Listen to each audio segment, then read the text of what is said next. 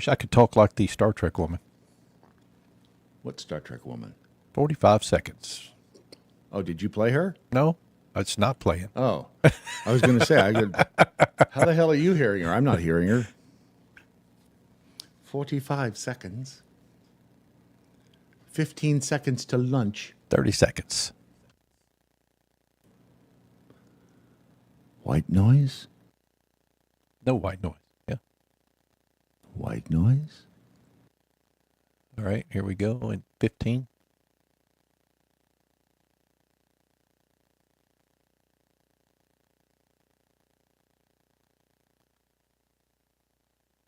Five seconds.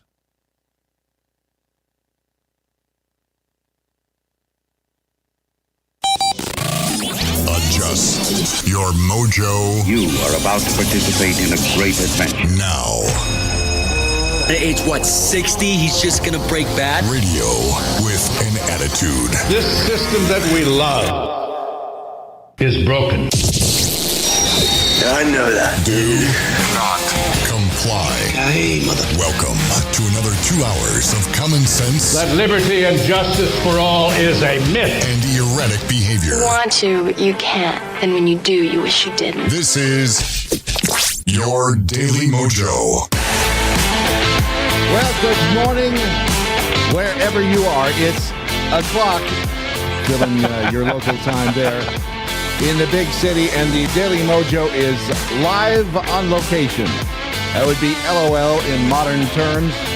We are in the middle of, well, some would call this BF Egypt. I can tell you that we're surrounded by chickens and a dog that hates me. And we got stories from the road that we'll get to. If you did not happen to see the tweet yesterday, the X post yesterday, I'm going to go ahead and play that now so you understand kind of, we'll set up the background for what we're doing here today. I'm going to do that in 3, 2, I'm not saying that there's a high probability that we'll have issues, technically speaking, with the Daily MoJo this week. But those are the engineers. I'm not kidding. And there's one. that's a chicken look. See, that's the look. If you've ever seen an engineer look at you, that's a look an engineer gives you. Yep. You want to Just before. Anyway, wish us luck. It may start at 8. It may not. Who knows? right? Well, we did. We pulled at least part of it off. I'm not saying. Those chickens. So we've got the chickens running the show. So things so far things are working fabulously. That's me knocking on all the wood. find some wood, and we have tales to tell. So don't touch a thing. The big story, at least over the last day or so, and I thought of the Brandon Morse when I was reading the headlines, because if you go to Google and you enter in Colombia, all of the news stories say that things are going to get more expensive from Colombia, flowers and coffee and everything else because of Trump's tariffs. And that's not true, because It's not true. it's right. Colombia, they folded like a cheap suit. I mean, instantly. So what was happening is we were sending a bunch of these folks back, the illegals who were in the United States of America illegally, and reportedly Colombia was saying, no, we're not going to take them. We are not taking back the people who are there illegally. We're not going to do it, turning planes around. And so then Trump comes forward and says, well, we're just going to slap 25% tariffs on everything that comes into the United States. And strangely, it wasn't, I mean, was it like 6 minutes or something crazy? It was something pretty short, because it was- the news cycle had it posted, and then all of a sudden, oh well, never mind. It was amazing how fast the government of Colombia went, never mind. The government of Colombia, and this was the state from the president's press secretary, What's her name? I can't remember her name. I can't remember But, her name, she's actually. hot. Yeah. Here, I can just do that. I just Yeah. move the whole I just thing, was trying to just get like you that. back in the center. Yep. I'm centered. There I you feel go. centered. Okay. The government of Colombia has agreed to all of President Trump's terms, including the unrestricted acceptance of all illegal aliens from Colombia returned from the United States, including on U.S. military aircraft, without limitation or delay. Based on this agreement, the fully drafted IEEPA tariffs and sanctions will be held and reserved and not signed unless Colombia fails to honor this agreement. The visa sanctions issued by the State Department and enhanced inspections from Customs and Border Protection will remain in effect until the first plane load of Colombian deportees is successfully returned. Today's events make clear to the world that America is respected again. Thank you. And people out there are bitching. Of course they are. Which, like Harry Sisson, that little Sisson boy, he's out there saying everything's going to be more expensive. First of all, even if, let's just say your Valentine's Day flowers are more expensive. You're talking about the ones that you can pick up on the side of the road? Call the guy over to your car and say, how much are they? Yeah, that one. Yep. And wow, who turned Niagara on the Falls. jet engine? it's we're right here next to the airport. And so when the planes take off, you will hear part of that are the Colombian deportees being sent right out of. Well, if I look out the window, I can see the jets. Let's put it that way. But these, wait until you hear the story about the couch. But these, the people who are bitching about this, and who, and this is another, because again, the miracle of modern technology. Alexandria Ocasio-Cortez, she tweeted yesterday, to punish Colombia, Trump is about to make every American pay even more for coffee. We pay the tariffs, not Colombia. Notice who retweeted that? Gustavo Petro? Uh-huh. He's the president of Colombia. So he's out there retweeting. He's all badass retweeting AOC and, trying to, I'm not really sure what he's trying to accomplish by retweeting that, although I guess he thinks she's on his side. Trump is all about making inflation worse, according to AOC. Worse for working class Americans, not better. I'm not going to say she's stupid, but when you put a line in your tweet that says he's lining the pockets of himself and the billionaire class. He's lining the pockets of himself? Does she mean he's lining his own pockets? Yes. Okay, just checking. I am, after all, the grammar daddy. And this tweet, right? The tweet that the president actually put out is in the background of this one. The FAFO, as in F around and find out. But let's see if it's not clean anywhere. But the president of Colombia also retweeted. Aha, there it is. Retweeted. Carolyn Levitt is the press secretary for Donald Trump. So she puts out the tweet that I read to you, the statement from the press secretary, and Gustavo Petro retweeted that one as well. So I don't know what's going on in the mind of the president of Colombia. Not that it really matters, because the bottom line is President Trump is acting and governing like somebody who has been indicted, shot at.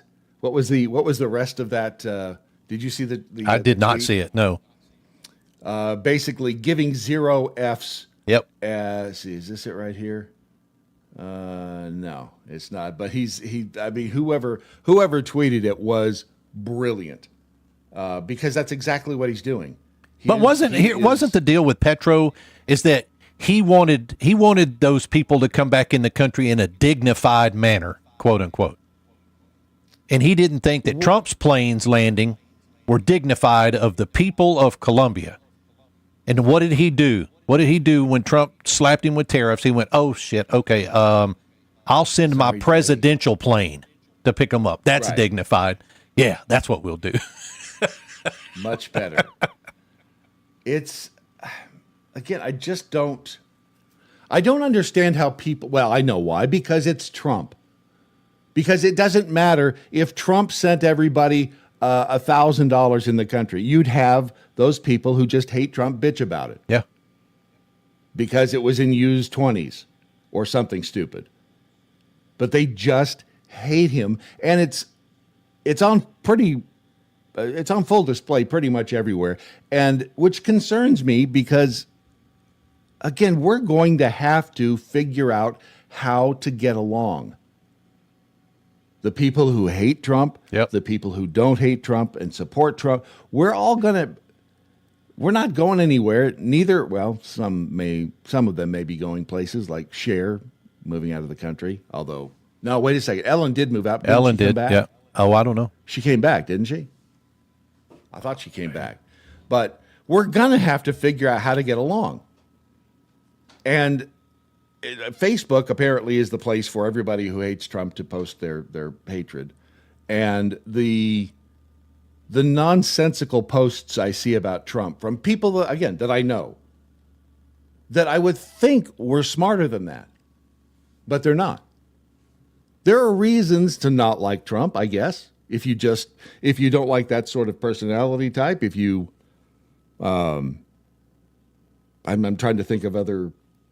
What has he done as a president well, I didn't like the bump stock thing. Didn't like it. Was really pissed off that he did it. Fortunately, that got overturned.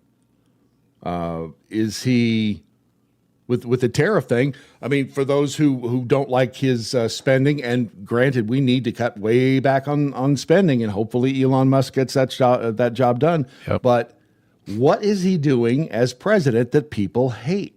Or that gives people a reason to hate him? I can't figure it out. Other than it's just an emotional response. If you watch Libs of TikTok, there was one woman on there yesterday from California bitching because he went to North Carolina first and not to California. Complaining. You see, Trump doesn't care for Californians. He went to North Carolina first. You're kidding, right? You freaking. What'd she look like? I didn't see that. It's a good ways down. I was just perusing Libs of TikTok yesterday. It's a good ways down. I mean, probably like 3 days ago. This one caught my eye real quick. Hey y'all, it's me again. I can't get a passport right now. And little fun fact for you, in case you didn't know either. For people. By the way, I've not heard this. There may be, who knows what the language warning, maybe. People with gender markers that do not match their appearance, or the gender marker X that are trying to go through United States borders right now, they're being stopped and they're being detained. No! Say it ain't so. Hey, can you guys do me a favor and research this funny little thing called V-coding? Called what?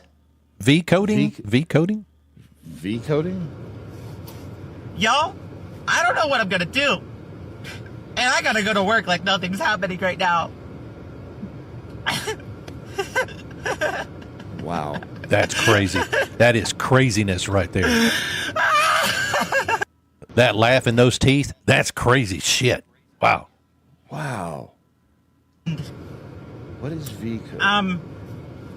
Hey, can you guys do me a favor and research this funny little thing called V-coding? V-coding.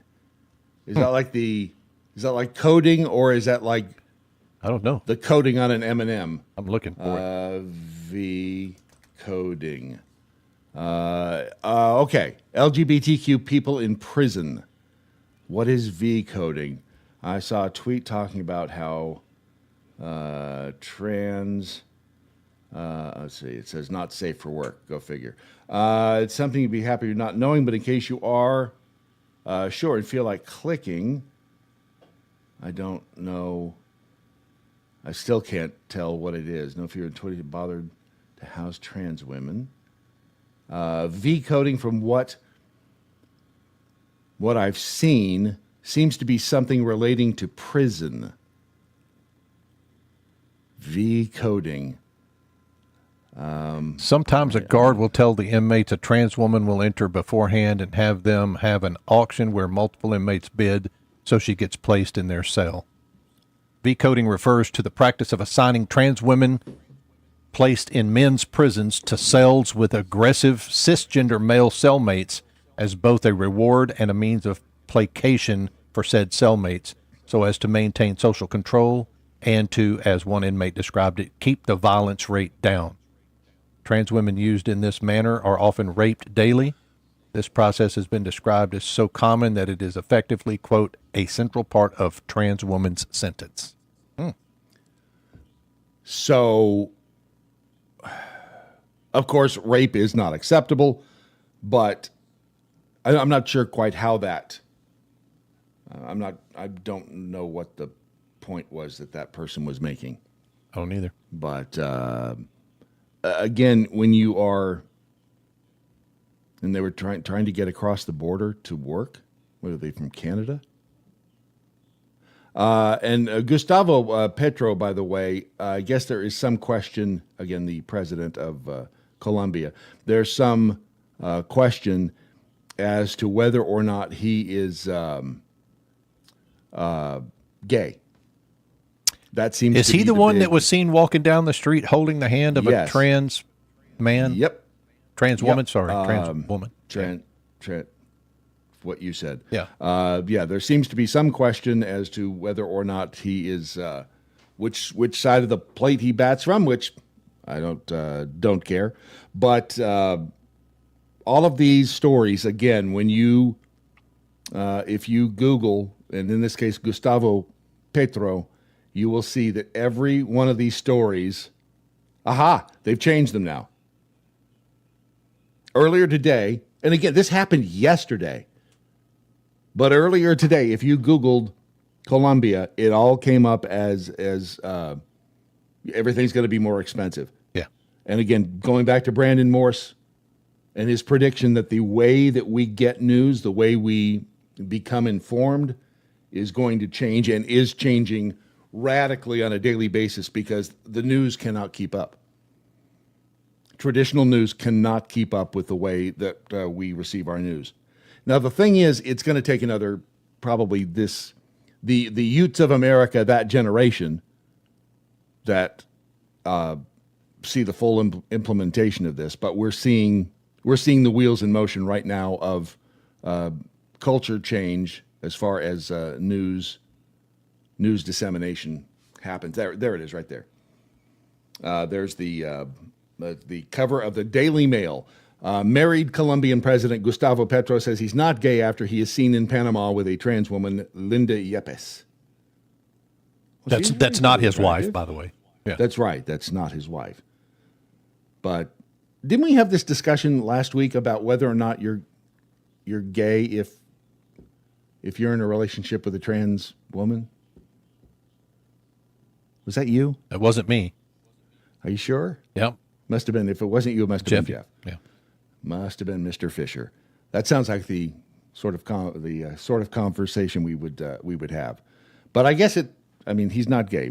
Colombian President Gustavo Petro is not gay, despite being in where was he? Panama. Mm-hmm. Do we get to own Panama again? Are we getting the Panama Canal back? I don't know. Trump hasn't made that move yet. He is. People who hate him really do not like the speed with which he is making changes. He does is he'll make a comment that changes the entire news platform for a few days while he's doing something else. I guess I don't know. The Gulf of America. We haven't done that yet. I think you're right. No, because I don't believe that he's going to. I mean, do you care if it's called the Gulf of America? I don't.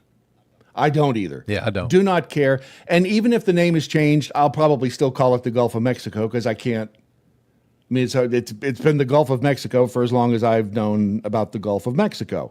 We ought to buy stock in globes and maps right now, though. No kidding. Let's see. Is the Gulf of Mexico.com, just out of curiosity. No way. How can GulfOfMexico.com be available? How is that? I mean, that's...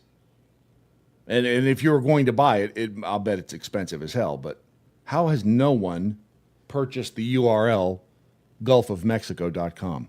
It may not be available. Let me check. Well, it said it was. There was... it didn't come up as being a legit website yet. If you would like to join the program, we still have that apparatus in place, for the moment anyway. Use the hashtag #WhatILearnedToday on your various social media platforms. You can tag us in your posts at Real Brad Staggs, at Real Ron Phillips. Starting over on the X Beaver After Dark. After Dark talked about men dating trans women. They are gay. That man that believes he's a woman is still, in fact, a man. There you go. By the way, you can buy GulfOfMexico.com for $1,000, or that's the starting bid.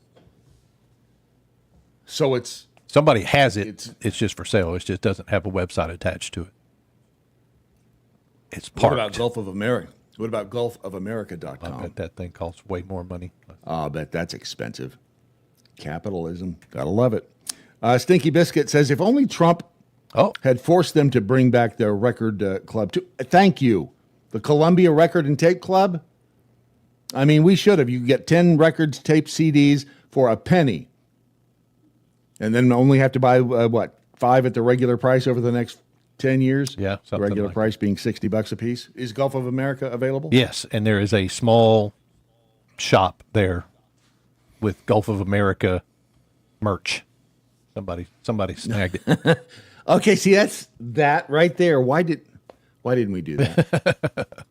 We could have had We didn't think hats. fast enough. Yeah. We're losing our touch. I think we're losing our touch.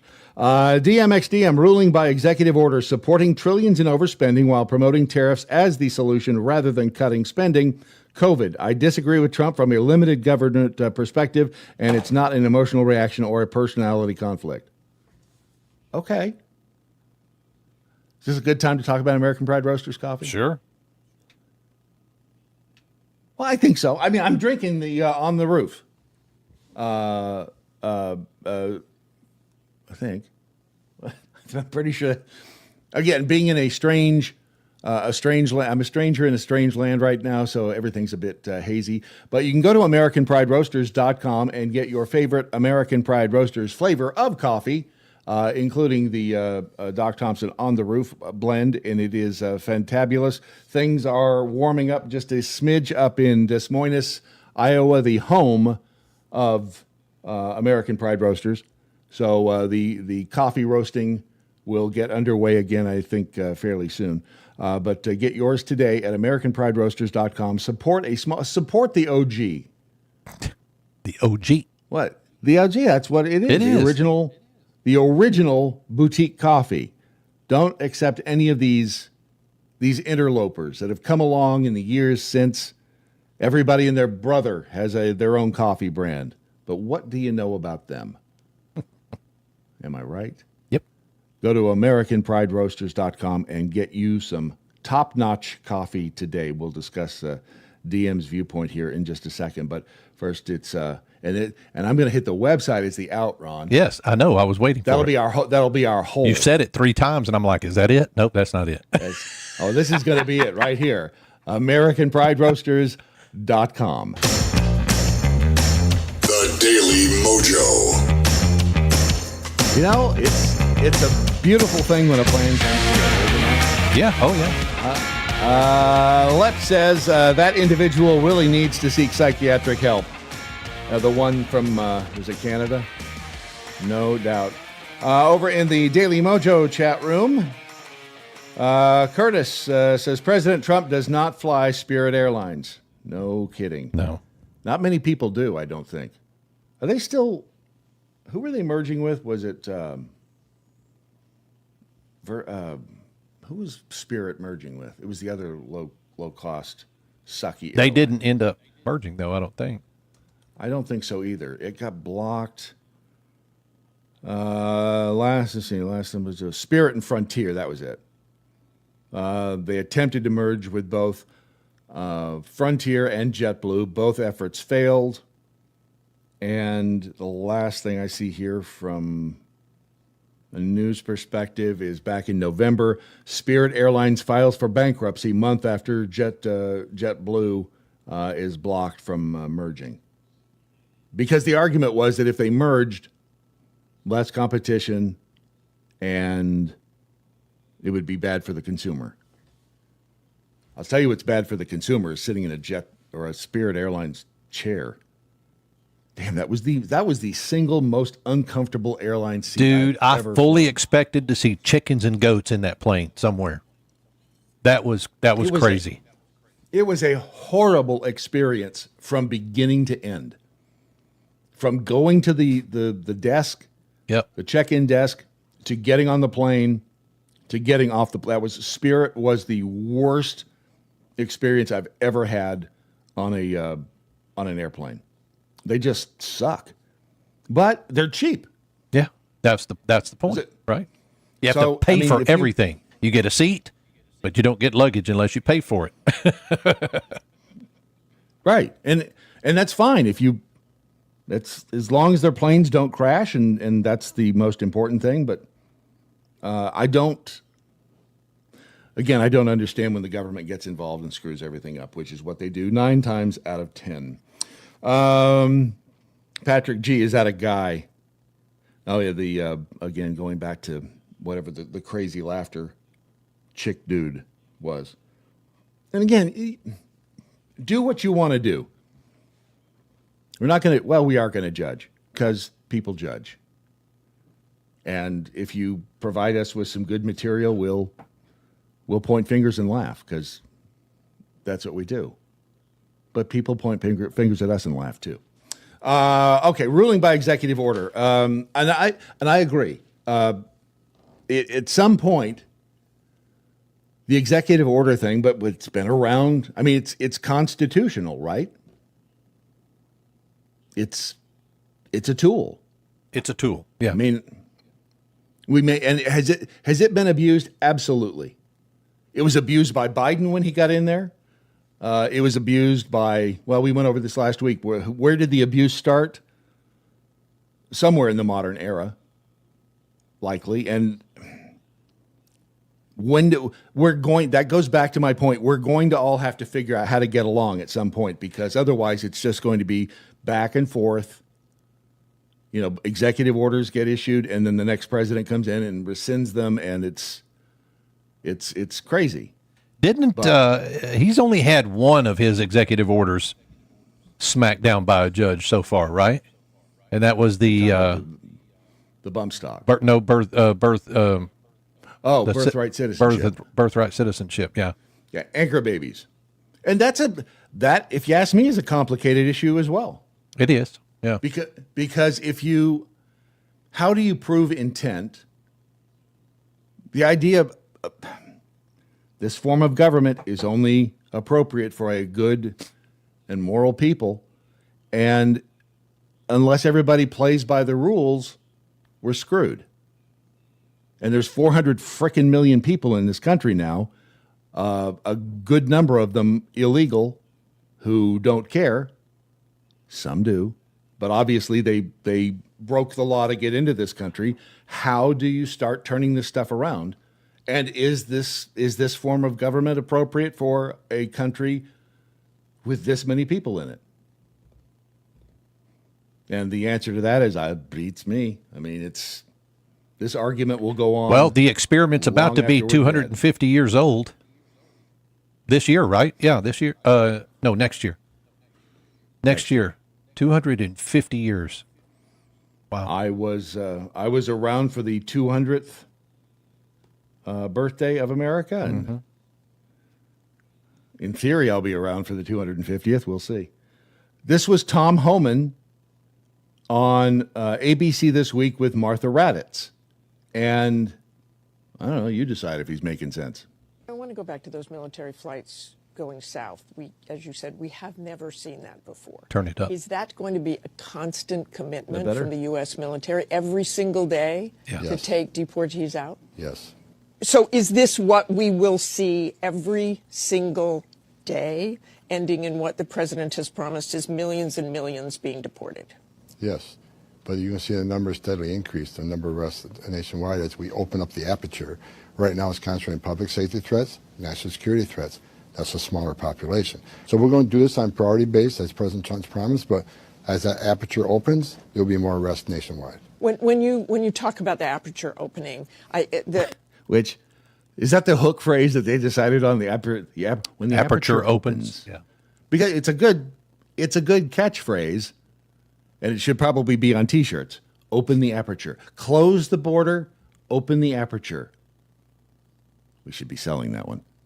But so far I agree. They're focusing in, and we'll get confirmation of that from Dr. Phil here in a second. But so far, what has he said that is controversial? I don't see anything controversial about it. These people broke the law. estimates of perhaps those who have been convicted or arrested in the past, 700,000 to over 1 million. So after you do that, then you go after everybody who is there illegally. If you're in the country illegally, you're on the table because it's not okay to violate laws of this country. You got to remember, every time you enter this country illegally, you violated a crime under Title 8, United States Code 1325. It's a crime. So if you're in the country illegally, you got a problem. And that's why I'm hoping those who are in the country illegally who have not been ordered removed by the federal judge should leave. I want to go back. Okay, so what's wrong with that?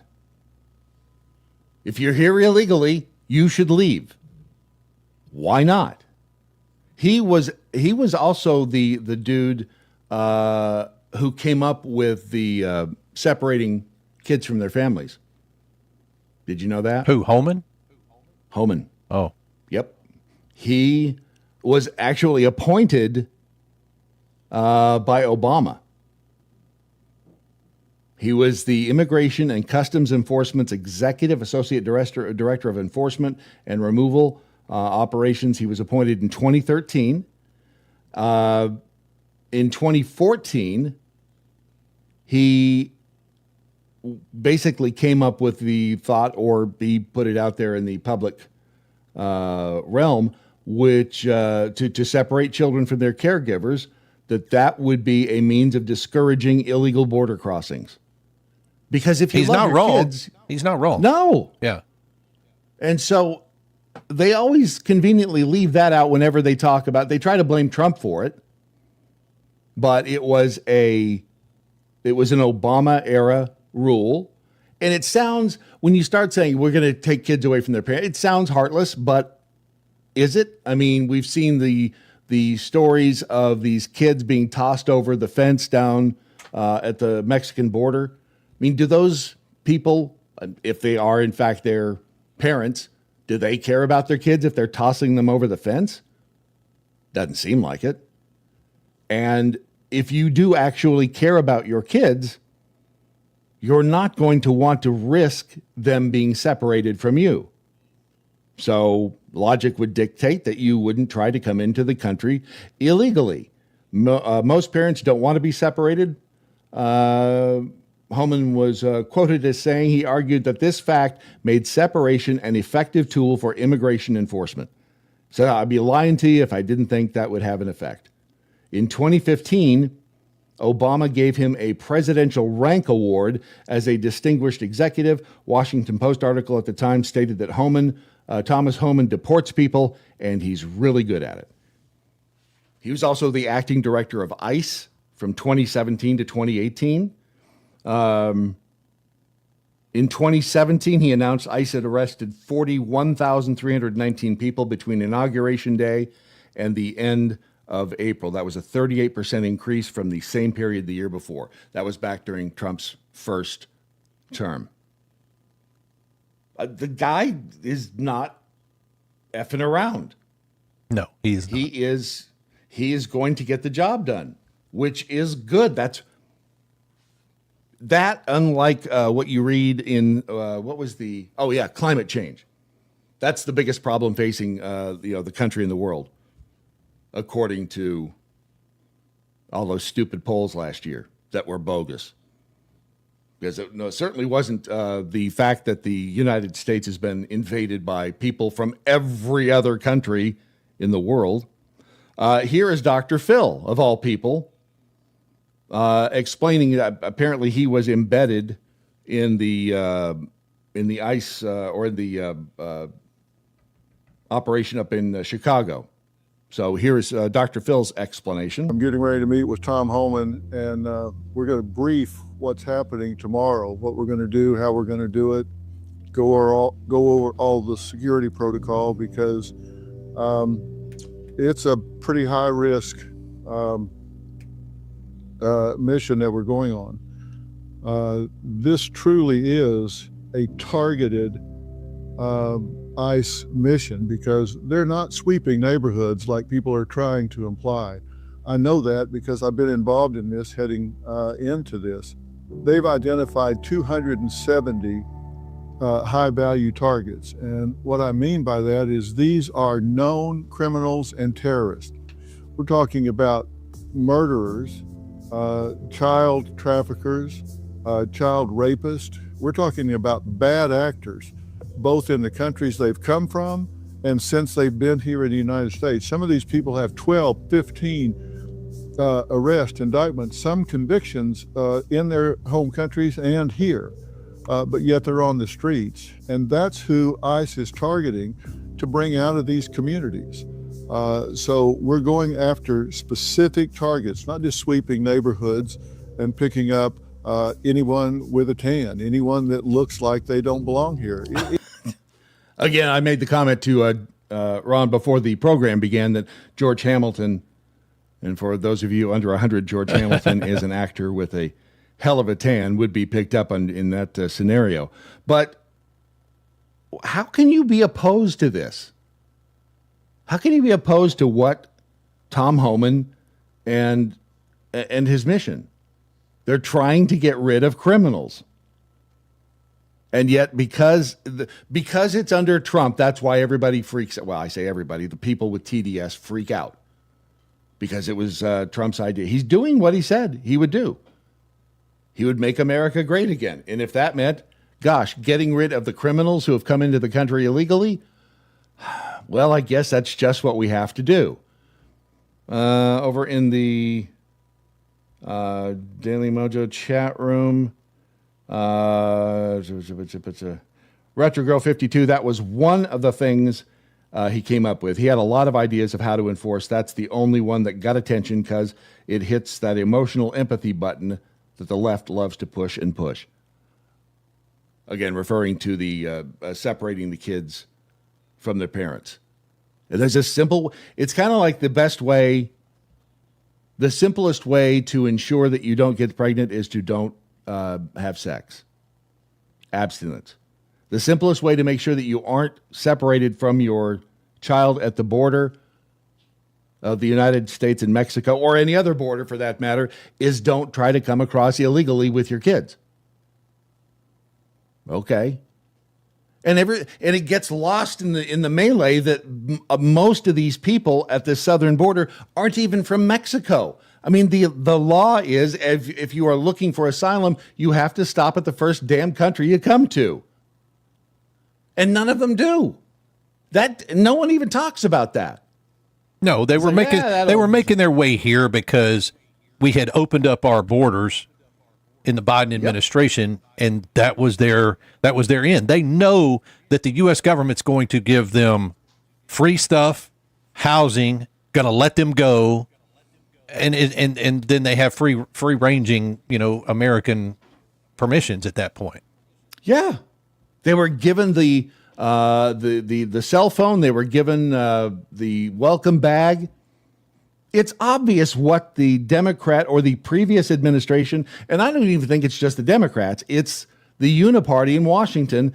They are trying to, it's the white replacement theory, the conspiracy theory. Remember, that was the big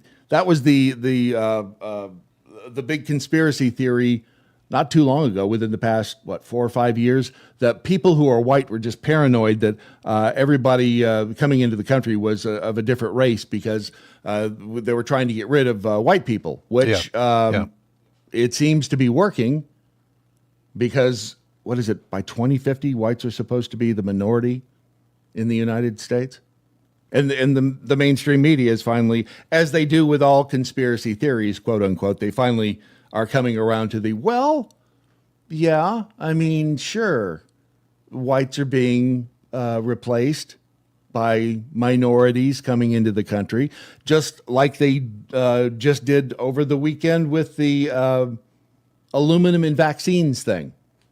Remember, that was a big old conspiracy theory that there was aluminum in the jab. And did you see the New York Times headline? No. I think it was Saturday. Sure, some vaccines have aluminum in them, but that's a good thing, and here's why.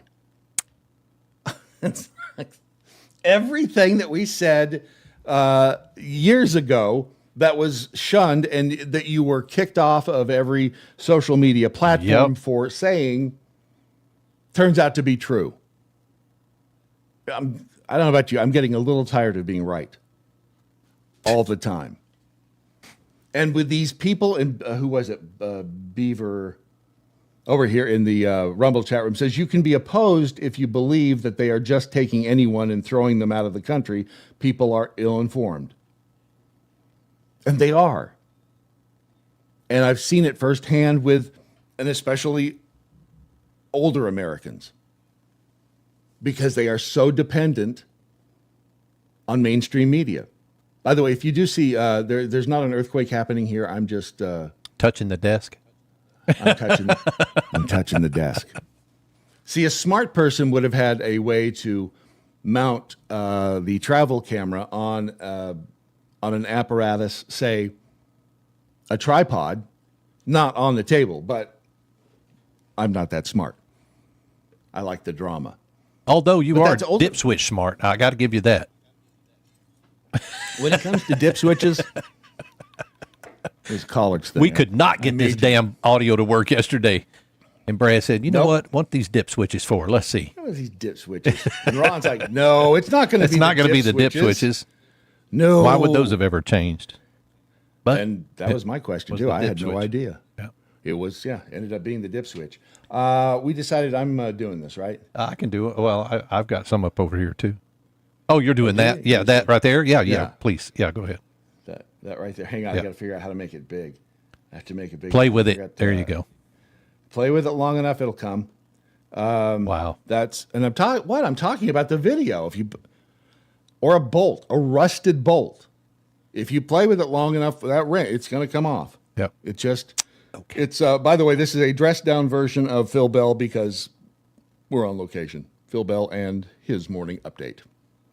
I said his. This is Phil Bell on the Daily MoJo with your morning update. Yesterday, on my way into Washington, D.C., I was listening to Fox News.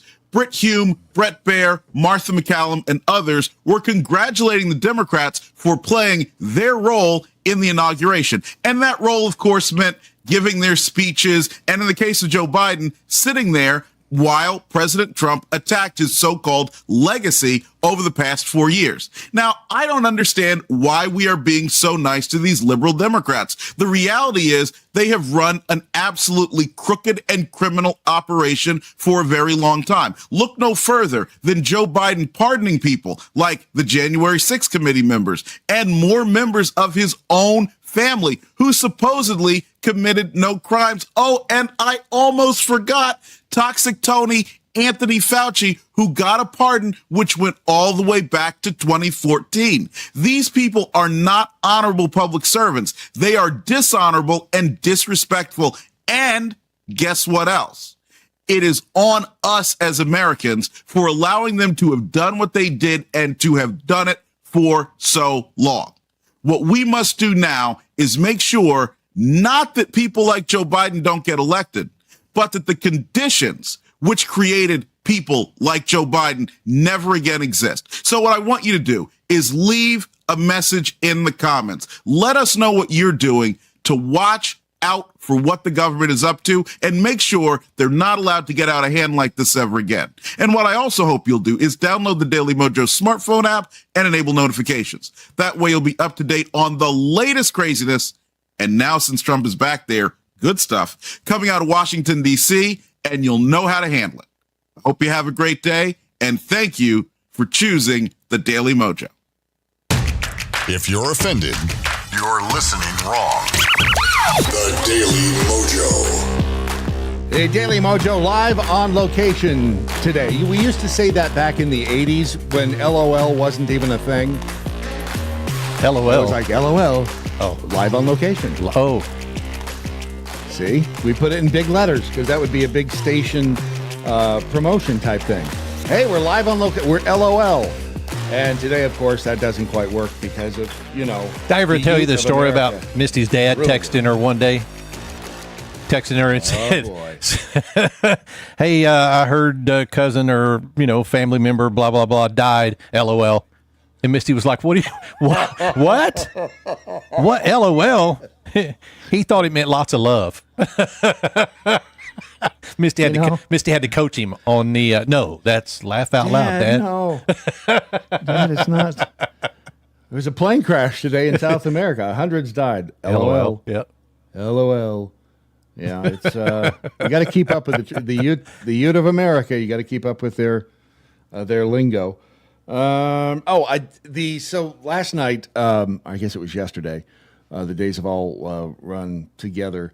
But we're in Nashville, technically just outside of Nashville, to take care of some family stuff that needs to be taken care of. That Beth Enott's father passed away not too long ago on Christmas, or between Christmas and New Year.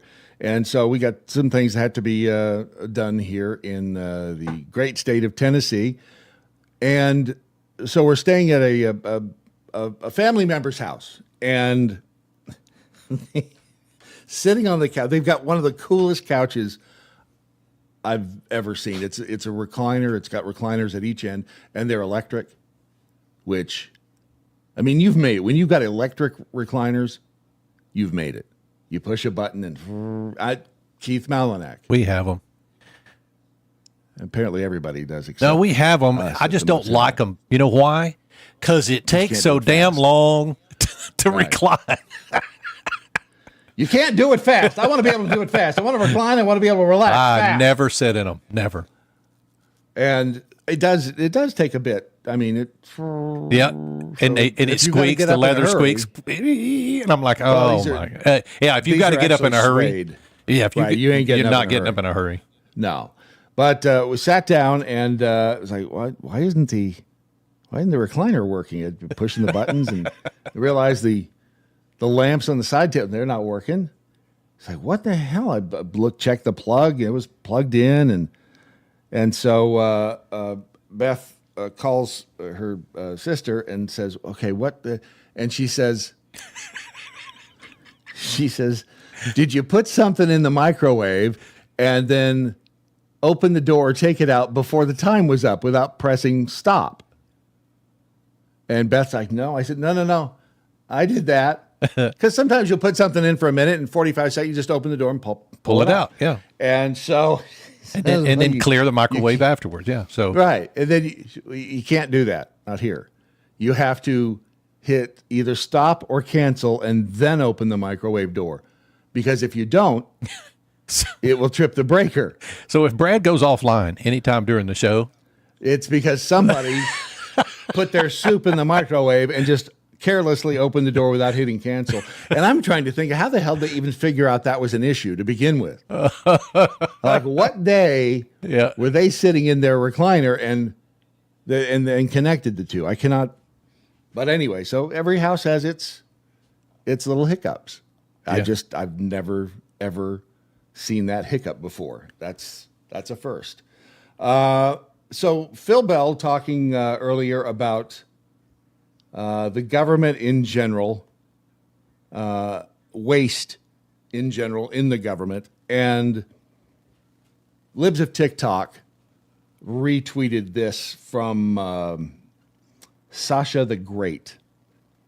And this is This is a lengthy post, but it's worth listening to because she's an insider who worked for the government and can report firsthand what you and I already knew, is that there are people within the federal government who are just riding the time clock. And her stories, they should piss you off because they're a big part of the reason that we're $37 trillion in debt. Okay, maybe not a huge reason, because that goes to, when you're spending billions of dollars sending it off to some country like Ukraine when it disappears into a money pit. But the fact that we're paying people to not do their jobs is really irritating. Just listen to her. I used to be a federal employee, and I'm going to tell you why I don't feel bad for federal employees being forced to come back into the workplace. I worked for the Army Corps of Engineers for almost a year, and the abuses that I saw by government employees was astounding and shocking. I worked as a realty specialist, and that is someone who manages government-owned lands. So when farmers and ranchers lease land to graze cattle, we would manage that. When I was hired, my boss bragged that it was basically impossible to get fired from the federal government, and that in her entire time working for the government, she'd only seen one person fired, and that person assaulted a fellow employee, and she wasn't even fired for assaulting the employee at work. She was fired for lying about it because they caught it on camera. Okay, so that's one of the, we've always said it. You have to pretty much come in and take a dump on your boss's desk as a federal employee to get fired. And in this case, it wasn't even the assault on someone, or it sounds actually like battery. Wasn't even the battery on somebody that got the person fired. It was that they lied about it, and they were confronted with the evidence that was on tape, which again is not surprising because we all know that these things happen. It is just so angering because we knew it. It's the score another one for the conspiracy theorists. We were right. When I worked for the government, we were allowed to work 50% in the office and 50% from home for the most part. In some cases, if you'd worked there, like I think over 10 years or something, you could actually work from home 3 days a week and work from the office 2 days a week. I use the word work very loosely. One employee spent his time remote working, running his own farm. Another employee bragged about drunk driving and going out to lunch with her friends for margaritas when she was supposed to be remote working. No one would log into their computers, and you can see it because they're not on Teams, and no one ever checked. Okay, that's another issue, the working from home thing.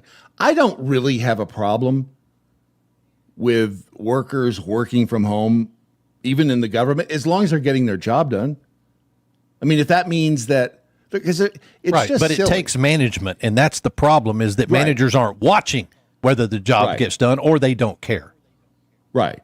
And if these employees if our government employees can get the job done from at home and don't have to get out there and clog the roadways driving to and from work, reducing the number of possible accidents, reducing wear and tear on not only their car but on the road, but they're getting the job done, I don't have a problem with that. It's foolish to make somebody drive into an office. And this goes, in my opinion, obviously, but it goes for government or private business, just so you can keep an eye on them. If you hire the right people, you don't have to keep an eye on them. That's the key. Hiring people who are good at what they do, who want to do what they do, what the job entails, and are self-motivators. Which again. Is that tough to find people like that? Yeah. Are they out there? Yep. Why don't we put those people in the jobs? Because they're not yellow, black, brown, red, or choose your other DEI class. Hire people who are good at what they do. It's simple. Ever. ever. There's something called the 80-20 rule where 80% of the work in government is done by 20% of the people. And this is very, very true. People who get a job in the government a lot of times find out that it's very difficult to fire them, and they take advantage of this. Yes. One employee would come into the office, his start time would be 6:30, and he knew nobody would be there. And when I came in at 7:30 and I was the next person to come in, he was snoring at his desk every single morning. Another employee would take the government truck on an almost daily basis so that he could go out to lunch and then go and take a nap in his favorite park under a shady tree in the government truck. Okay, I can't condone it, but I certainly understand it. I mean, I would like to go take the work truck and sit under a tree somewhere and take a nap.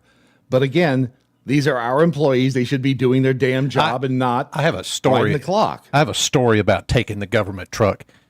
Once when I was stationed in North Dakota, I had to go give it was a Veterans Day speech in the town that was nearest the Air Force Base. And so the motor pool gave me a small pickup, like it was a Chevy S10 or something like that, painted blue, with the yellow letters on the side, U.S. Air Force, things like that. And so I took it over there because I was doing government work. Here's where the problem came in, is on the way home, I stopped at an Apple store and bought an Apple IIc computer. And for your own use? Yeah, for my own use. And I stuck it in the back of the truck, came home, unloaded it when I got back to the motor pool, put it in my truck, and came home. The next day I got hammered because I had made a stop and somebody saw the truck in the parking lot of the Apple Snitched store. on you. Yeah. Yeah, I got freaking hammered. I got in trouble. And again, there's nuances to everything. Is that there's some liability issues in there? Oh, I'm quite certain there is. But yeah, you're not. I mean, but for this guy to be able to take it to the park and just park it and take it, take a nap. That's. I mean, it's not like people can't see you sitting in the truck snoozing.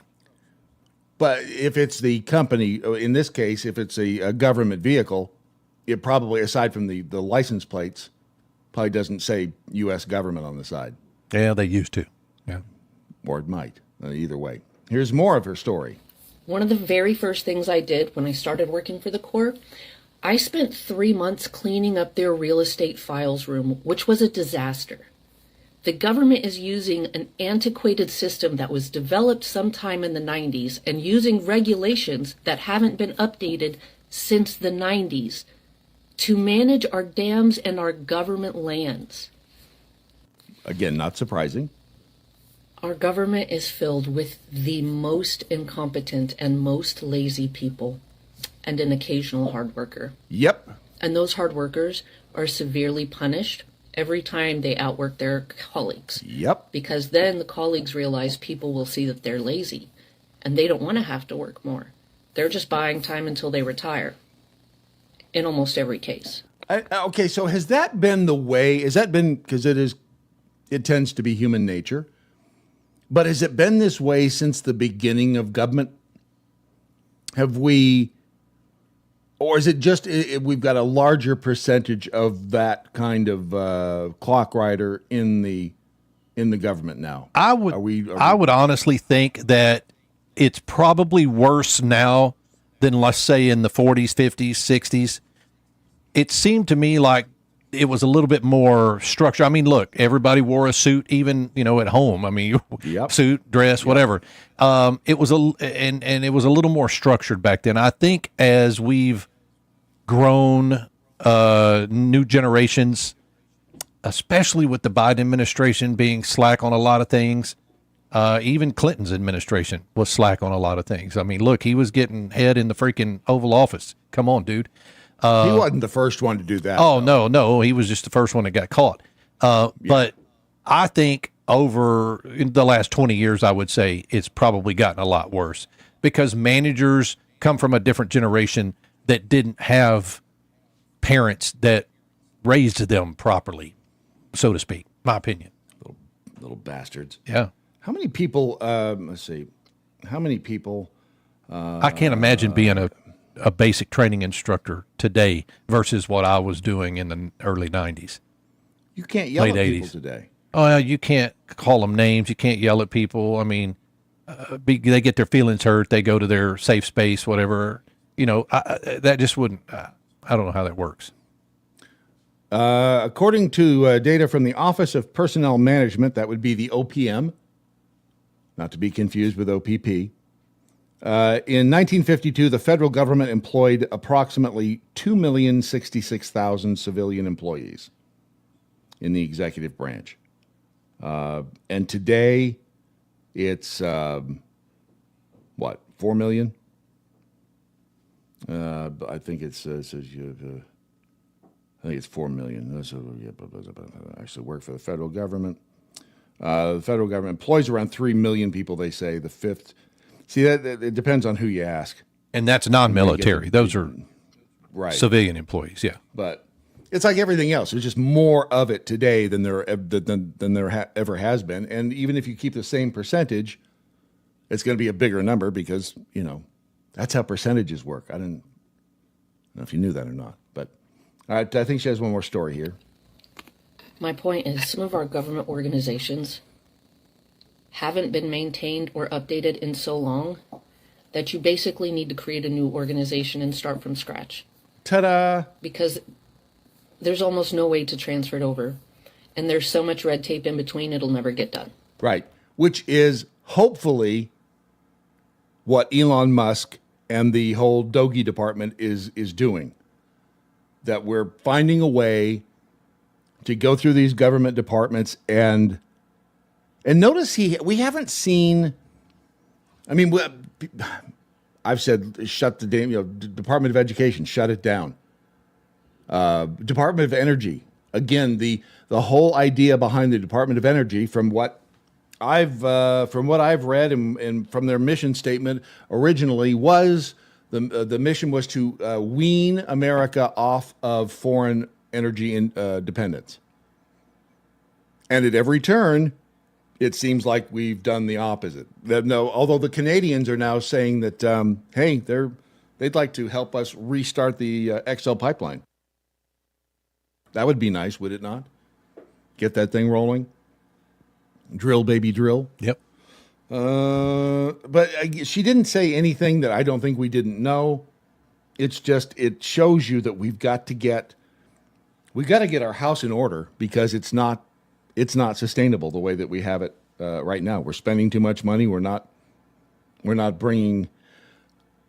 are bringing enough in. It's not a revenue problem. It's a spending problem. And people again, those same people that hate Trump, I saw them bitching about how California is not getting paid enough attention. But like you said earlier, because Trump went to North Carolina first. And Californians are saying, well, we pay the largest percentage of federal income tax because of the size of the state.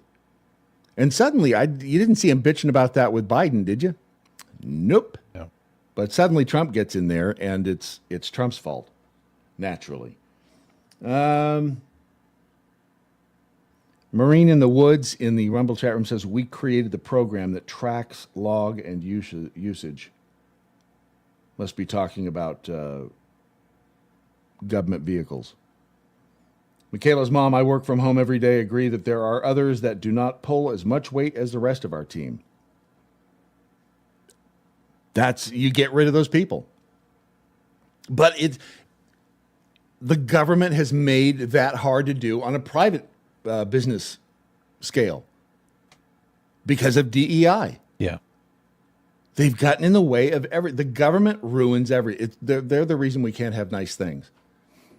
Did we get nuked by Russia and I wasn't aware? I don't know why. Told?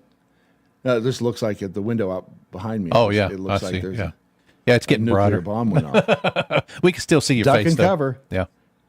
If I get on the floor underneath the table, it's because the nuclear air raid sirens went off. Missy 13, send all Gen Zs back to work ASAP, all day in person. Is it? not all Gen Zs are bad. No, and a lot of it depends on the job you have. You know, if you're one of two people who can do your job, as an example, Misty is like the only person who can do her job, and Misty's been a remote worker for 8 years now. But I see she works harder and longer and more than anybody in her job working in an office. I promise you. But they're not the same way. But it's difficult because in the federal government you have multiple people doing the same jobs. So if you want to take a break, you know somebody's going to pick up your slack, and those people who try to excel, try to make things better, they're working their asses off for the same pay as someone who's slacking off. Right. That's the tough part. Sooner or later, you realize if you don't have a super duper strong work ethic, you realize, hell, I can just dick off like working from home is tough if you don't have a work ethic. Tough. Yep. Yeah. It's especially if you have ADD. That's me. Misty would agree with that statement. From one room, walking from one room to the next, I can get diverted about 10 times, and then forget what the hell my original mission was anyway. It's really kind of sad. Let's see. They sponsor this half hour of the program. Let's preparewithmojo50.com. Okay. Sooner or later, something's going to get FUBAR, and you're going to need that emergency food supply. You're going to need the tools that that are going to get you through whatever disaster, whether it's Russia finally nuking us. It does look like a bomb went off. See, it's too bad you can't see because it's really pretty out there. There's woods. Too bright. The camera's trying to accommodate it, but it can't. I wonder what if I do that? Nope. It got really freaking bright and not bright. Yeah, the camera's wigging out, dude. Now it looks like the bomb went off, and we're getting all of the different waves of radiation. But it's really pretty out there. It's even though it is the gray season here in Tennessee, and the gray season sucks. It's just overcast all the time. And everything's gray. It makes you want to take a bath with a blender. It really does. But don't, because taking a bath with a blender is not a good idea. Anyway, preparewithmojo50.com is the place to find your emergency food supply, the tools that you will need to get you through whatever disaster, be it man-made, or likely government-made, or natural, as in the North Carolina floods. Well, how would you classify the wildfires in California? Is that man-made? I mean, they arrested the one dude for arson, but then released him because, even though he had a blowtorch, I guess in that case it'd be a man-made. Yeah. Right? And I'm trying to think if lightning strike, that'd be natural if you got the fire that way. But in any event, you know what I'm saying. Just go to preparewithmojo50.com and be prepared for whatever disaster may befall you in the future. That is preparewithmojo50.com. The Daily Mojo. If you have not yet downloaded the Daily Mojo app, please do so at thedailymojo.com. You can then send us massages and message. I could. It'd be cool if they sent us massages. Yeah. I am tight. I am tight like a toiger. I wake up in the middle of the night now, and I don't know why I'm doing it, but I've got my shoulders up around my ears. It's horrible. If somebody wants to send me a sometimes sleeping in a different bed does that too. Yeah, but when you do that, the wife gets after you. Yeah. See, I'm talking about traveling. Hold on. Oh, you don't have all your sound clips over there. That's right. I don't. I'm having to depend on my stupendous personality, which we know can be disastrous. But if you want to send us massages, I'm open. Could you get a massage from a dude? I wouldn't prefer one from a dude. I'd probably take one, but the only massages I've ever had were female. I know. Me too. Yeah. I don't. And hurt me, like massage hurt me. Oh yeah. No, I don't like those. Slap me and call me names while you're doing it. Right? Does that cost extra? Just call me dirty, filthy names. All right. Would you rather have a dude or an ugly chick? Probably an ugly chick. My brain can get around that. I don't care. With your eyes closed. Yeah. She's smoking hot. So really. You know, at least we're honest. Yeah. We're honest. Do you want to know what guys think? We're honest. We'll tell you. Got a It whole may lot to not be hide. pretty, but we are honest. It was that one guy who sent a note through the Daily MoJo app, and I wanted to share this because I had not heard this before. And Ron, we were talking about the smart thermostats. Yeah. You have one? I do. I had no idea that this was a thing, but that one guy said that he had a Nest. That's what I originally had. And then I thought, you know what, I'm going to switch it because here's the thing, my Nest didn't connect to Apple HomeKit. And I thought, I'm going to get smart, put all my stuff in Apple HomeKit that controls my home. So I bought Ecobee. I should never have moved away from Nest. Yeah. Ecobee not good. Here's what that one guy said in his message. Those smart thermostats are really hard on HVAC systems. They require a separate feed of power, even though they say you can take it from the common wire in the HVAC system. My Nest took out the board in my boiler. And there are a bunch of message boards out there from years gone by. HVAC guys saying that Nest thermostats are bad for furnaces. They'll fry the motherboards. This guy says he had an HVAC guy come out and do a free home health report on their house. The first winter in the house, the HVAC guy came back to check the system. He noticed he had a Nest and politely shook his head. He went on a mini rant telling me how Nest was founded and built by techies and not people who fully understood how HVAC systems actually work. He said he never recommends them and that their company is regularly replacing systems that have failed or prematurely broken down due to the Nest overworking the computing system motherboard built into most HVAC units, even brand new models. My guy told me, Brad, that it's not so much the controlling of the furnace that's the problem. I mean, overall it is, but it's the way that those Nest and Ecobee thermostats try to control the system in such a way, to manage efficiency, I guess you could say. It is wigging out that motherboard on those units, and that's that. He said, we can try to fix this, and it ended up being that I ended up going when they put the new unit in. I just had them switch my thermostats to those. I can't remember, a Honeywell. It's a Honeywell. It's a Lyric? No, it's a T10. It still connects to Apple HomeKit. I didn't know it at the time when I bought them, but it does. So I'm happy with it, and you can control it from your phone, and that was the big key because we have literally two thermostats, two separate units, one upstairs, one downstairs. And Misty doesn't like to climb the stairs, so she wants to be able to control it from the phone.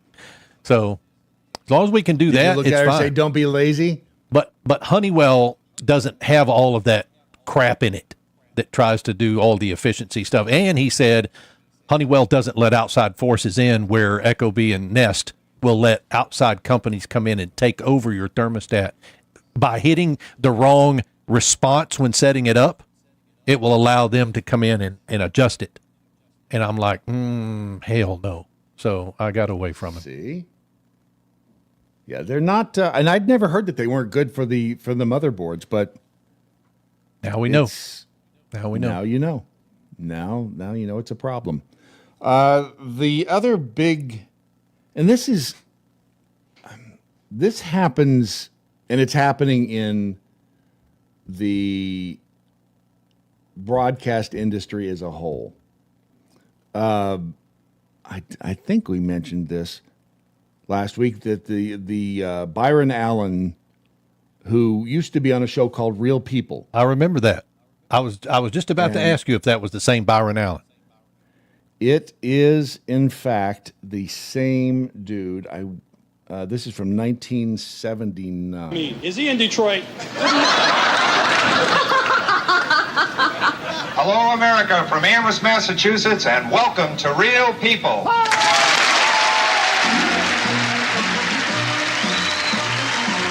Tonight, live from NBC in Burbank, with videotape and filmed inserts from practically every place else, NBC presents Real People. From Miami Beach, Florida, you'll see the world's most unusual pair of shorts. Oh, you can't say that, can you? If you're listening to the podcast, when he said the world's most unusual pair of shorts, it was a midget. Excuse me, a dwarf. Pardon me, I mean a little person. Little guy. You can't say pair of shorts and show little people. Golly. Sarah will sneak a peek at the 6th annual reunion of the Playgirl Centerfold Male Marvels. We'll cheer as world-famous team mascots strut their stuff fearlessly, including one in San Diego who's chicken. And Real People goes to Harlem in search of another real Nielsen family. Our roving reporter, Bill Rafferty, will take you to a bar out west. When you go in there for a belt, that's exactly what you'll get. You'll see a day in the life of an NBC affiliate, WHO, in Des Moines, when nothing goes right. And we'll delve into the controversy in San Luis Obispo over where kids are sticking their gum. We'll give another Real People boo to a company that makes its employees punch in and out of the restroom. Whoa, makes you punch in and out of the restroom? See, people were bitching about having to work even back in 1979. Again, Mark Russell pursues his search for real people in Washington, D.C. All this and a lot more on Real People. But now, here are our Real People, our host, Sarah Purcell.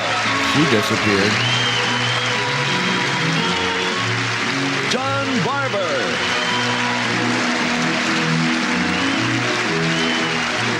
Skip Stevenson. Old Skip. He died when he was 52. And Fairfax High School's answer to John Travolta, Byron Allen. Byron Allen.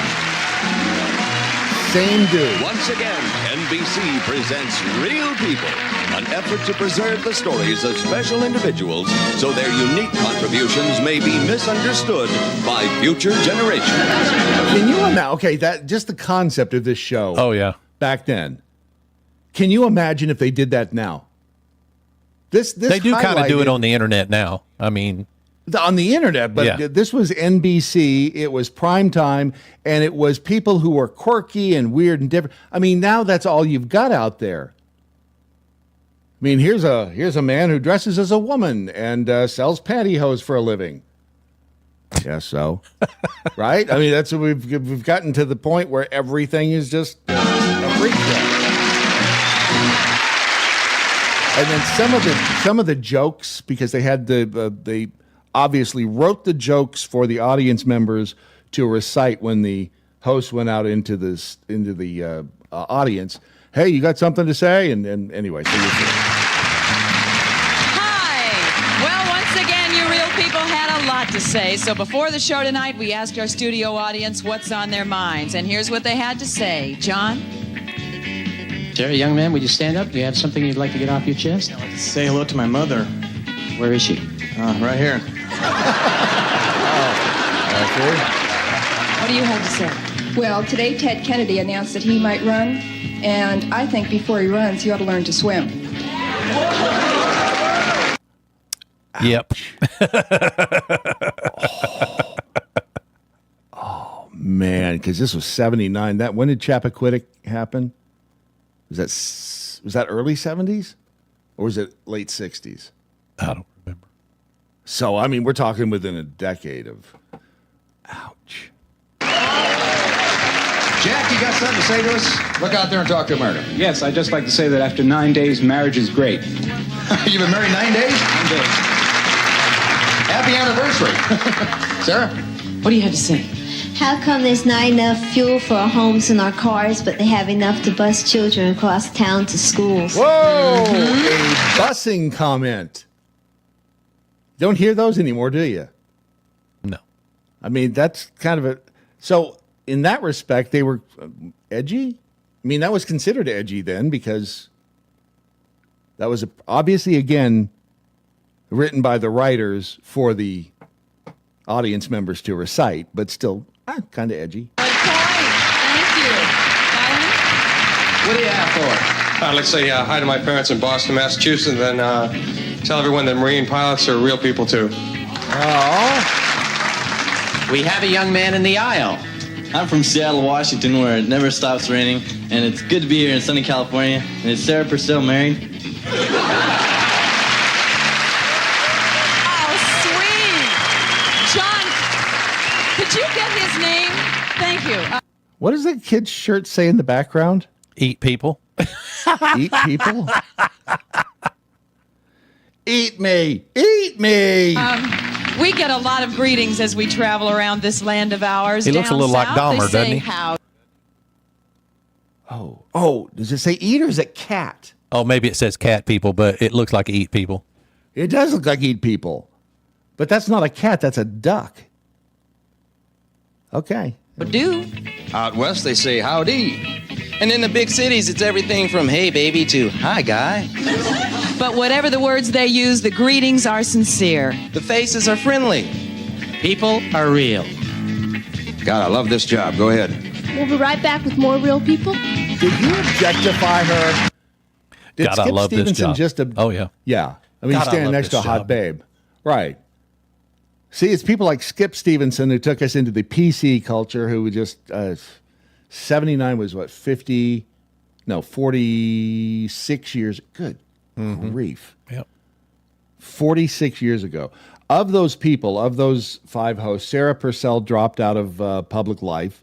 Skip Stevenson, as I said, died in 1992. He was 52 years old. Bill Rafferty is dead. He died about 15 years ago. John Barber's still around. He's like 112. And Byron Allen has gone on to become a media frickin' mogul. I mean, he owns the Allen Group. Let me see how many stations they own. I want to say 27 television stations. He also owns the Weather Channel. Oh. And yeah, so Byron Allen has done very, very well in the capitalist states of America. Now, what they did last week is they made a cost-cutting decision, and it's smart. I mean, he owns the Weather Channel, so he has a stable of meteorologists. The local stations that he owns across the country, they are in the process, and I don't think he's done it to all of them, but he's done it to several of them. They have fired the meteorologist, and they're going to replace the local weather reports with still, in theory, local weather reports that are done from Atlanta at the Weather Channel. And as the owner of the Weather Channel, why wouldn't you do that, right? I mean, you've got this big weather machine in Atlanta. You don't need to be in Des Moines to know what the weather is going to be in Des Moines. The argument to that is that, and people do, you get really attached to, you have a relationship with the local news people in your town and the local weather people. They become celebrities. You invite them into your home every day. Much like us, except we're the dysfunctional family that you don't like to admit. But these people, these local reporters and local weather forecasters become very well known to the community. And so it's causing backlash across the country within these local weather markets. One in particular was WTHI. They are in, where's the Wabash Valley? Is it Ohio? I think it's, I'm probably wrong, but I think it's Ohio, WTHI. Could be Pennsylvania. Anyway, so they got on the air. But tonight is our last broadcast here at News 10. Kevin and I have come into your homes for decades, nearly 37 years for me. And more than 40 years for me. We're both tremendously grateful. Yes. You've made us a part of your family for so long. And you, in turn, are actually part of our family. Absolutely. For those of you who don't know, both of our positions are being eliminated here at WTHI TV. The television news business in general is changing nationwide, and budget cuts are happening everywhere. And after 4 decades of dedication to WTHI and to the Wabash Valley, we had both hoped to go out on our own terms to celebrate. But that's not the case. Indiana. But we do want to thank you from the bottom of our hearts for the kind phone calls, emails, texts, social media posts. It's honestly been very overwhelming. Yeah, it has. Yeah. Your words have been uplifting, kind, and very, very thoughtful. And the entire experience has been very, very humbling. And as you can see on the evening news each night, we are a close family here at News 10. We laugh. Sometimes we argue like an old married couple. Yes, we do. But, yeah, Ron. You know, and we've cried together. We've gone through so much. We've grown up here. Yeah, we have. And without saying our age. Yeah, we are family. Yes, we are. Yeah. We adore everyone here, from our tremendous teammates, Rondrell Moore and Marty Ledbetter, to managers Susan Dinkle and Annie Johnston, to everyone, every single person behind the scenes, working hard, very, very hard, to put on this newscast every night. We are deeply saddened that this wonderful team is being broken apart. But we hope you'll continue to support Rondrell, Marty, Rondrell, and Everett Lau as they continue to bring you important information at 6 o'clock. Are there 2 Rondrells? Why did I get the impression that dude doesn't, the teleprompter is not necessarily his friend? They're all very, very dear friends to us. They are, and they have only supported and loved us, and we wish everyone here good luck. Again, thank you to our coworkers and to you, the viewers. God bless every one of you.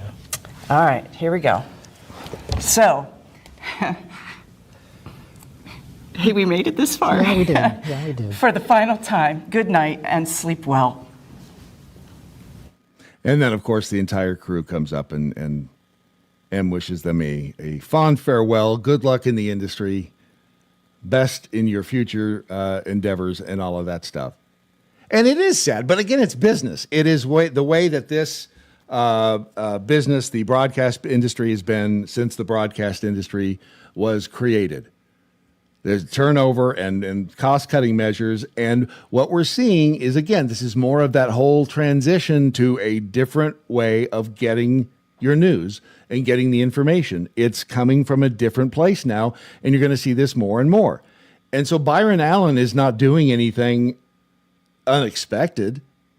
He's doing what it takes to in a capitalist society, to make money. Now, I don't know if they gave those people severance.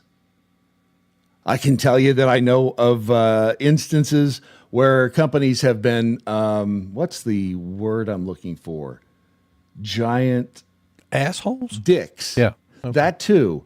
And have let people go with no severance. After 30 and 40, which it's, if you want to be a business and do that, that's your thing. But damn, that's a dick move. 40 years, then find a way to get rid of somebody so that you don't have to pay them a severance package. Yeah. I mean, that's just, come on.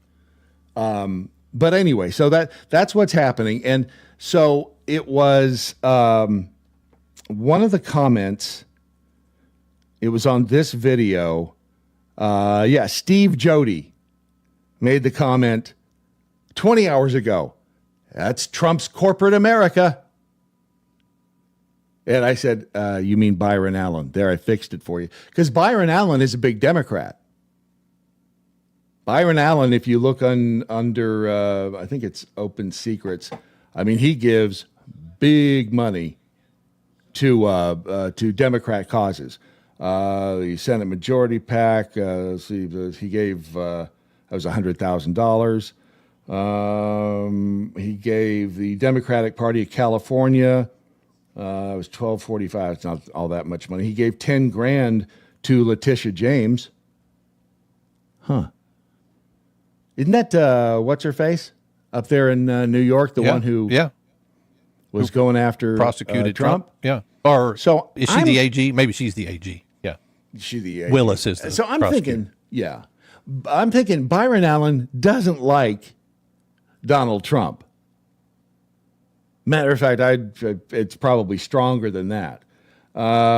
He gave $36,000 to DNC Services Corp on a federal level. See, he gives a lot of money to Democrats. So it's not Trump's. Even when it's not Trump's issue, they try to blame Trump. But it's just, if you have to push back. And again, TDS runs deep. Does it not? Let's see. I wanted to, how are we doing, Ron, as far as Mojo Laser Pros is concerned with regard to the music boxes? Have we been able to empty the supply? Well, no, we haven't emptied the supply, but there are quite a few music boxes available. It's just, and Lep did real well this weekend, bought 4 or 5 of them, and want to thank him for that. But we've the music boxes, and I know you're pushing those, but we have a whole ton of stuff on the website. We're going to be revising all of the products on the website this year and putting some new stuff up, even some of the custom stuff that we've done to show some of the custom work that we're capable of doing so that we can kind of expand the idea process for people, because a lot of people come to the website and they're just looking at the products on the website rather than, hey, I've got such and such that I need. Can you help me with that? Give us the opportunity. We can probably help. Can you laser engrave like brass grave markers? Yes. Huh. Yeah, I mean, we've done a lot of granite grave markers. Right. We can do the brass. I've done urns. And those turn out really well. It's kind of an honor for us to be able to do those. And many times when someone brings us an urn or a box with the box doesn't come to us with the remains in it, but 4 remains. We'll typically do those at no cost. So. Oh, really? Yeah.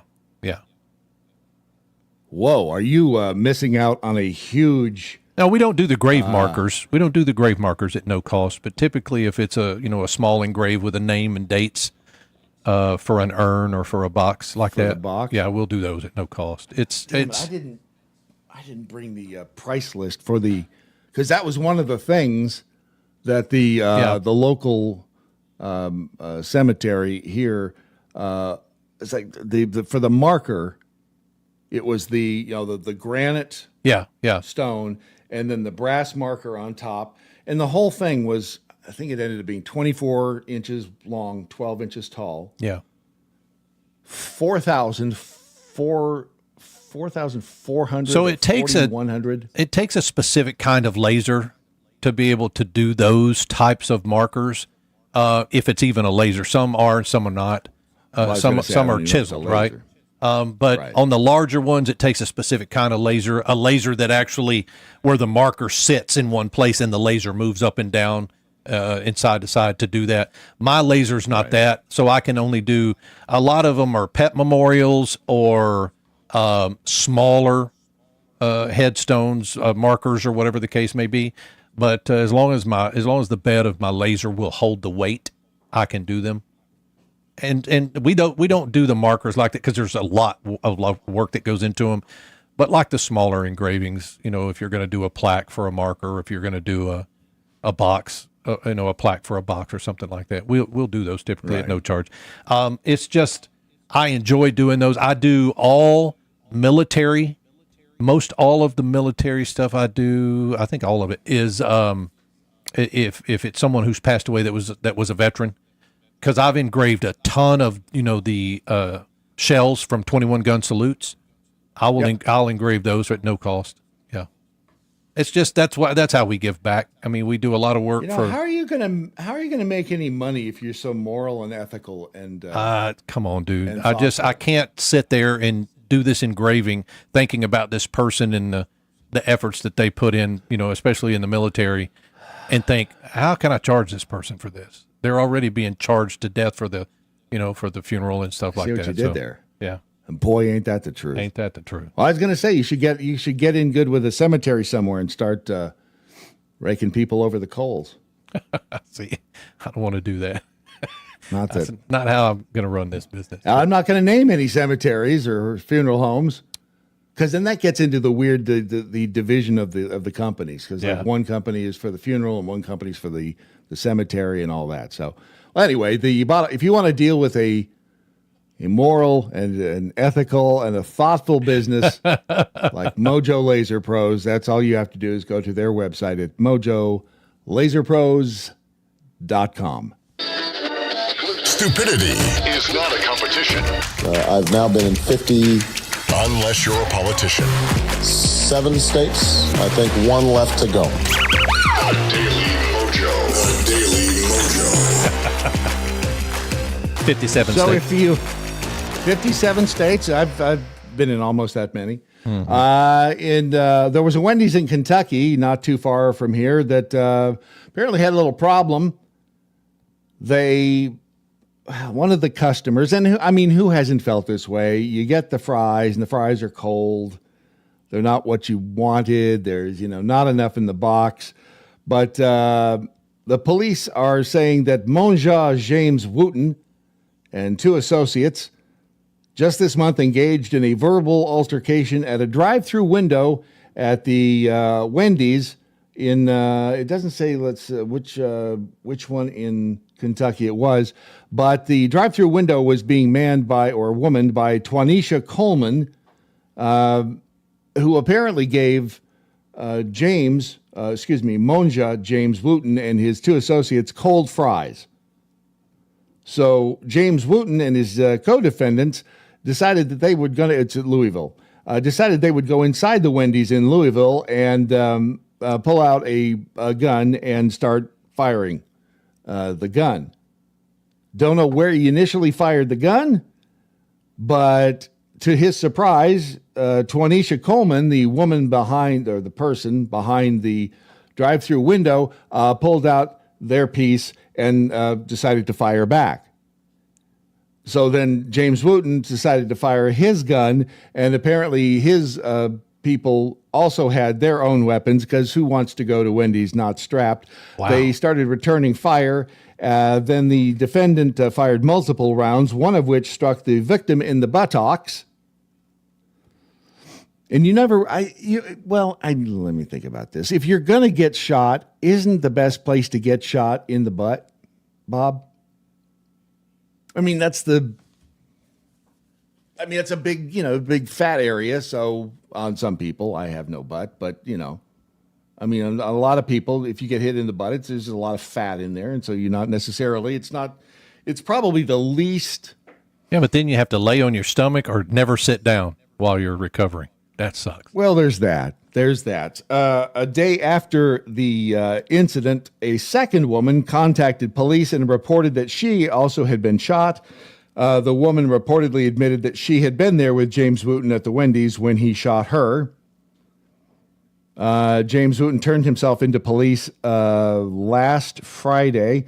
He's being held by the Louisville Metro Department of Corrections. Coleman, the Wendy's worker, is facing serious problems of her own at the time of that shooting, and it happened on January 6th. Anything else happened that? I can't think of anything. Coleman was on probation in connection with a conviction on felony theft and gun possession charges, and was legally, in fact, barred from possessing a gun. Wait a second. If you're not allowed to, how do you get a gun if you're not allowed to? It's weird. It's almost, again, like if you outlaw guns. Outlaws will have guns. That's so weird that you would say. That's exactly what I was thinking. Very odd, isn't it?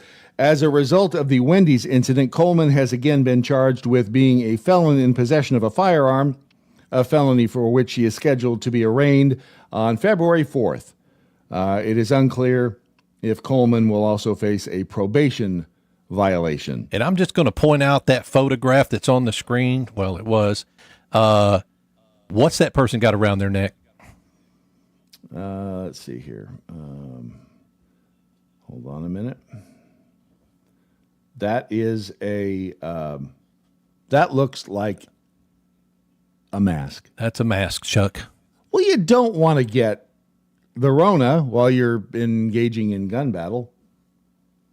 I mean, yeah, it might kill you. You can't blame the person for being judiciously cautious, or so they say. It takes all kinds, Chuck. Indeed, it does. Let's see if it's oh, here is a video posted by, again, I think this was the press secretary. Oh, actually, this was the president himself. And essentially it says, you won't see this particular angle, and you never saw this one with the previous administration. No, not at all. The president is talking with reporters. Look at that. Wow. Look at all them reporters. Is that not amazing? Stopped and spoke with reporters there before getting on. Was that Marine One? Yeah. Looks like they were getting ready to leave to go to North Carolina, or either that or coming back from. Yeah. Yeah. And again, it's I made a decision, or at least it crossed my mind this morning. I thought, we should stop talking about Biden because he's gone. He's done. And just focus on the accomplishments of the current president. But the difference is so dramatic between the last administration and this one. Yeah. It's mind-boggling. And again, the people who just cannot stand Donald Trump for whatever reason, most of the time it's just TDS. I don't get it. I have an important question, though, for those that are listening that happen to fall into this category. So Trump either is going to sign today or did sign today an executive order reinstating all military members who were discharged for not taking the COVID-19 vaccine with back pay, mind you. With back pay. And I'm curious, and it says you can be reinstated if you want to be reinstated. So I'm curious if we have any listeners that were military that got out because they didn't want to take the jab or got discharged and are going to be reinstated. I'm just curious your thoughts on the thing. The fact that he's giving them an option to be reinstated. Now, I assume if you don't get reinstated, you don't get the back pay. Then again, he may pay you out for, he may decide to pay him out for the rest of their whatever their current what am I looking at? What am I looking for? Because when you re-enlist, you have an enlistment tour. Right. It's typically 4 years, 2 or 4 years.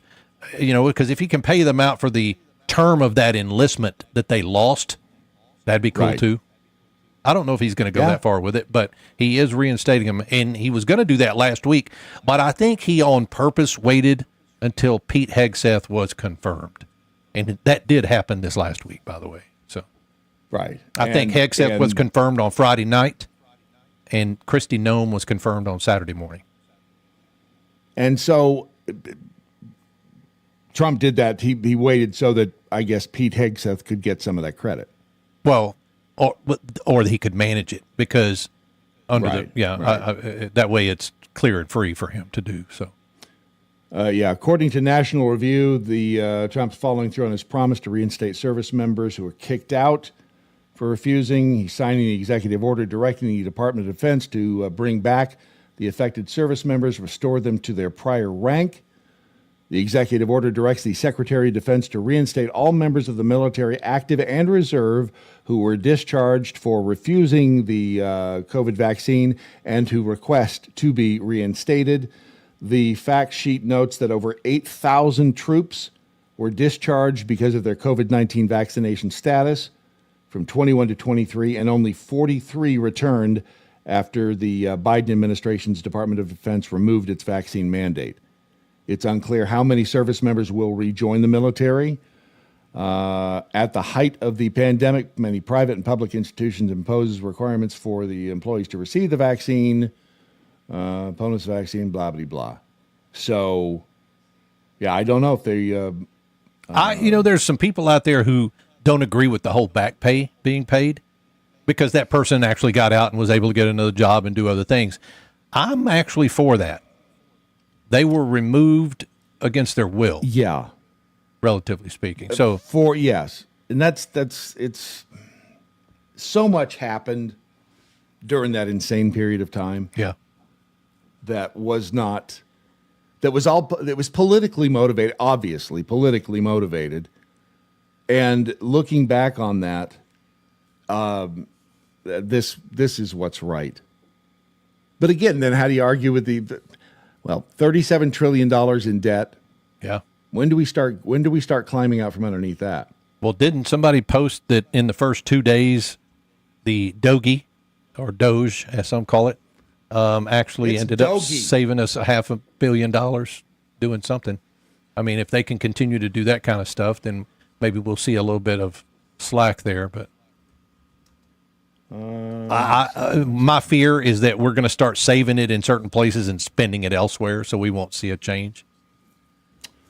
Let's see. Doge has saved $500 million. The last thing I see, I think it was actually about 420 billion, or was it billion or million? I think it was. Let's see. 2 weeks ago, he aimed $500 million war chest. Trump could actually target. Deal illustrates an almost impossible budget-cutting agenda. 420 million. It says the Department of Government Efficiency said it canceled 420 million in contracts in the first 80 hours. Good. And if that's true, let's see if I can do this or not. No, can't see it. Good. It's time. I mean, it's time that we made some real changes, and we're going to have to if we're going to change the trajectory of the government. If we're not, I mean, I don't know how things continue the way they are. There's just it's not sustainable. You can only repeat the insane line that corporations need to pay their fair share. Yeah, so many times before people get sick of hearing it, and it's not doing anything anyway. Let's see. We have that one. We have one extra break to get in between now and the end of the program, Ron. Okay, let's do it. And so we should do that right now. So I'm just going to say, we'll find out the segment of society that has a higher approval rating than all the rest of the current president, Donald Trump. And it might be surprising when the Daily MoJo returns.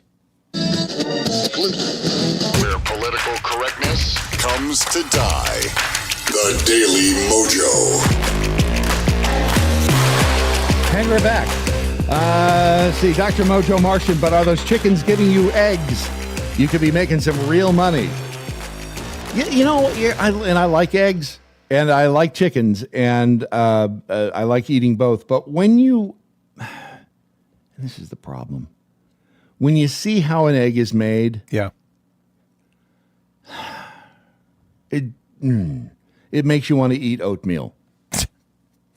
It really does. It does. Hey, Clock Tower Drunk says, if you guys could try and land an interview with this pretty lady, I'm sure a lot of us will want to watch it and listen. He's talking about Jessica Watkins, J6 prisoner. So Jessica ended up at Don and Donna's house the night I left. I didn't get to meet her. And for those that don't already know this, Jessica is a transgender female and struggled quite a bit in the DC gulag because of that. So it's a great story. I'll see if I can reach out to Don and Donna, see if I can get Jessica on. I looked at Jessica. I said, she's hot. Yeah, she's pretty. And her post says, post-pardon, big chillin', loving life to the max. Hard to believe, but a week ago I was in an orange jumpsuit in a concrete box with no windows 24/7. hoping and praying this day would come, and indeed it did. President Trump has always been true to his word. I am living proof. Thank you, President Trump. So, well, wait a minute. Transgender, Trump hates and is trying to kill transgender people. Not so much, Chuck. That's what I keep seeing is that those people are they're worried about being killed, and Trump could not have gotten this person released from prison.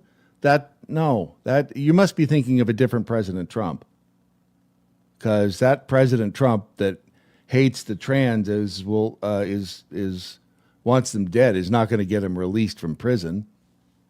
I don't know what kind of propaganda you're trying to sell here, mister, but take it somewhere else. Yeah. That's again, and I'm assuming that it was because this person couldn't get their hormones inside.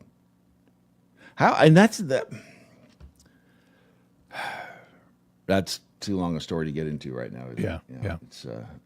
But yeah, I would like to explore that a little more deeply, as they say.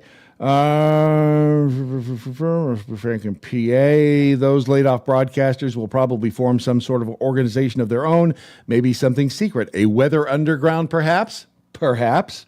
Now, Ryan Hall, y'all, is a YouTube weather forecaster and has done an amazing job. I follow him on YouTube, and when he goes live during the storms and stuff, the dude is really good. He's got like 47 different monitors. He's tracking stuff. Yeah, and he was at a Fox affiliate. I want to say it was Louisville, somewhere in Kentucky, and he realized, I'm not going to make squat for money working at a TV station, and he decided to go out on his own and do the YouTube thing, and he's done an amazing job. Yeah.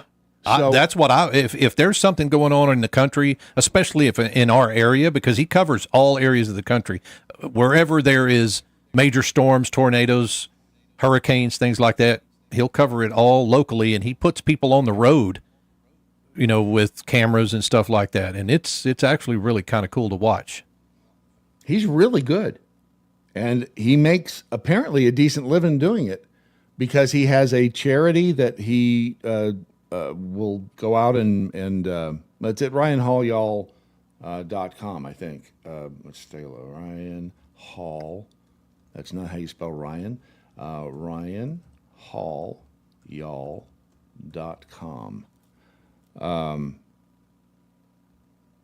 Yeah, he's got the Y'all Squad nonprofit, and he does a hell of a job.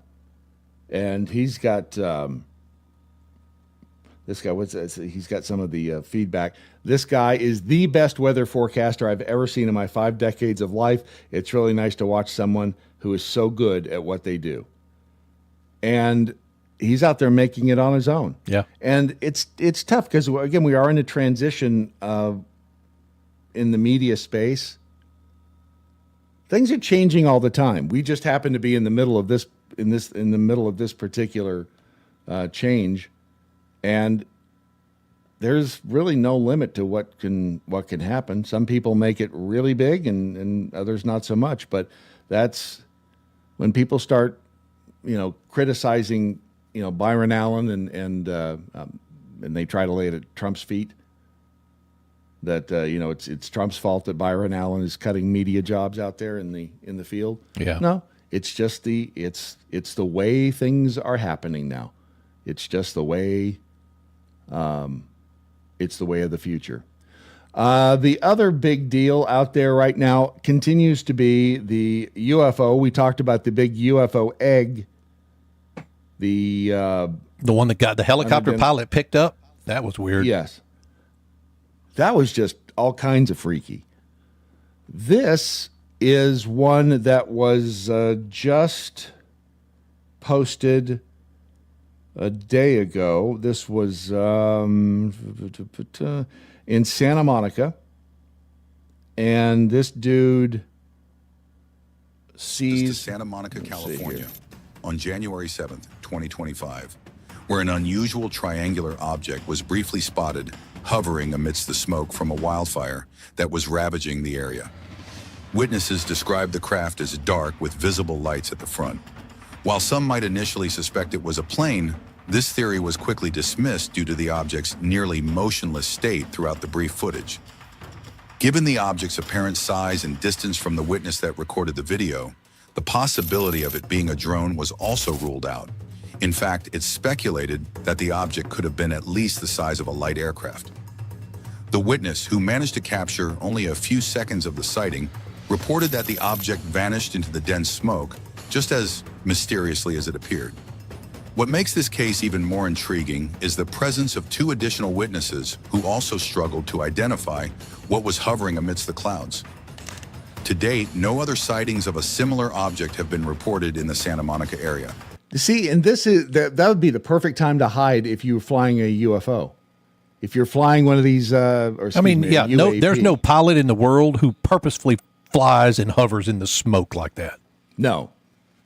That's a weird looking object. And if it's anything, it's a drone. I mean, if other than, a UFO or whatever the case may be, but if it had to be an aircraft, it would be a drone, because 1, you can get drones that size, and 2, well, you can't, I don't think you as a civilian can get drones that size, but even a military drone can hover like that. That's the thing about drones, because it's definitely not a helicopter. Yeah. And it looked to me like it had some sort of a chasing light pattern on it, but I couldn't tell if that was just the sun. Yeah. Or if that was, they were actually lights. But going back to the egg that we talked about last week, and the guy that, the helicopter pilot that had to hoist it and then, let it gently down on the ground, and the feelings that he had, that was the weirdest part, is the way that it affected his emotions. And the way that it was, it came across in his description as almost a living entity in and of itself. Right? The whole egg. Yeah. And if it was more. And he felt the love from it, and just kind of well, I hope he's right on that. I hope it's not, I felt the devastation and the overwhelming desire to kill every human on planet Earth. That would have been probably a bad message. But is there something headed our way in that sense? I don't know. It feels like it. Again, has it ever felt this imminent? No, and a lot of it has to do with Trump saying that he's just going to release the information. I mean, so far he's making good on the JFK, RFK, and MLK things, but whether he goes on with the UFO stuff, to give us at least some more information, something that we can sink our teeth into based on all of the UFO stuff, of the people in Congress testifying. Give us something, tell us. I mean, find out about the drones over New Jersey too. Why hasn't he done that yet? I don't know. Why hasn't he told us exactly what the hell's going on? I still feel like there are entities out there that track that stuff that don't even tell Trump about it. I think you're probably right. What do you mean it's let's go? You're welcome. We got all the way through the entire broadcast today and weren't interrupted by a single chicken. Tomorrow, not that you didn't try. Hates me. Yeah. Not that I didn't try. I could not get anyone to bring me a chicken. That there is 2 hours of solid entertainment, enlightenment, auditory deliciousness, known as the Daily MoJo for Monday. Yep, Monday, January 27th, the year of our Lord 2025. And let's find out if anybody learned a damn thing during the course of the program. Wisconsin Jackhole right out of the gate. Not a damn thing. Good. As we like it. I am Mr. Davis. New signage requirements for all Kentucky Wendy's locations. Firearms welcome. Please keep all weapons holstered unless the need arises. In such case, judicious marksmanship is appreciated. If we just did that, it would be a far better place. Oh, yeah. The Zoom room. Oh, Lord have mercy. The Zoom room in who's that middle row farthest on the right?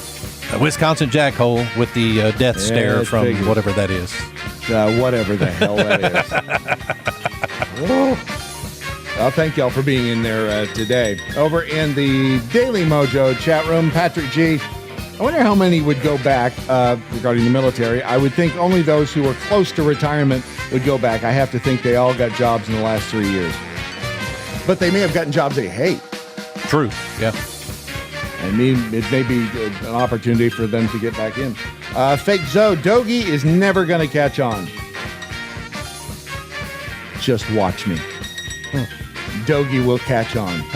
Let's see, California Cowgirl. One of our friends was about 3 months away from his 20th at a company, and they eliminated his job. Fortunately, his wife does well, and he's been collecting Social Security for the past several years. And it's not that they owe you anything. It's just because, again, capitalism is brutal. But at least try not to have the appearance of being a giant dick, because that will get around. Ron, superb job today at making sure everything held together with the Scotch tape and the chewing gum. As for the rest of you, remember that we the people must hang together, otherwise we shall certainly hang separately. Sic semper tyrannis, resist stupid, and good night, Doc Thompson. Wherever you are. See you tomorrow. Love you. Will we? Yep. Will we? Watch and listen at thedailymojo.com.